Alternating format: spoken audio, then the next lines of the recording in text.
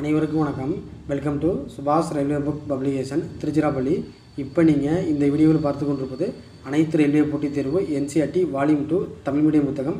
இதற்கு முன்பு நீங்கள் என்சிஆர்டி வால்யூம் 1 புத்தகம் வாங்கியிருந்தாலும் தற்போது வால்யூம் 2 புத்தகம் தேவைப்படுறவங்க, புக்கோட கண்டென்ட்டு இண்டெக்ஸ் பேஜ் பிடிஎஃப் தேவைப்படுறவங்க மேலே தெரியும் வாட்ஸ்அப் நம்பரில் கான்டாக்ட் பண்ணலாம்.